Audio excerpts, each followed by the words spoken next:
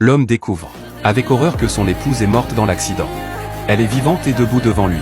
Puis quand elle lui raconte le parcours de sa course à pied de ce soir, il se rend compte que quelque chose ne va pas.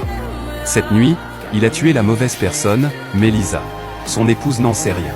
Elle croit que Nick a changé d'avis. Elle lui rend même sa Mercedes préférée.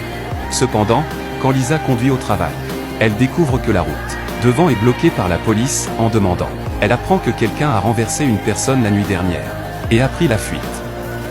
Lisa pense que ce n'est qu'un cas commun de délit de fuite.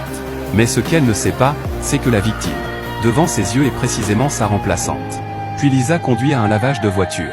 Mais en payant, elle découvre que le solde de sa carte de membre est vide. Lisa, furieuse, confronte l'employé.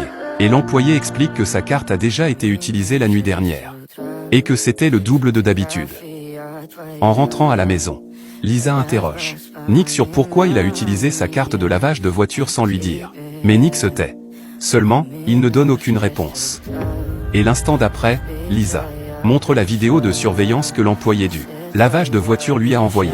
Et la camionnette blanche dans la vidéo est précisément le véhicule suspect que la police recherche. Maintenant, Nick est complètement terrifié.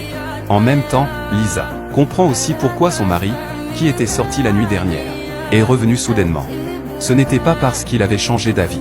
C'était parce que Nick voulait la tuer. Et juste à ce moment-là, leur fils remarque la tension entre eux et monte pour voir ce qui se passe. Lisa a maintenant une vraie peur. Elle n'arrive pas à croire que l'homme avec qui elle est mariée, depuis plus de 10 ans, ait vraiment voulu la tuer.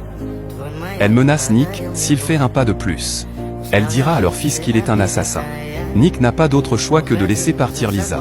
Mais peu de temps après que Lisa soit partie, il regrette. Il craint que son épouse ne dise à la police ce qu'il a fait. Il appelle sans relâche son épouse. Mais Lisa ne répond jamais à ses appels.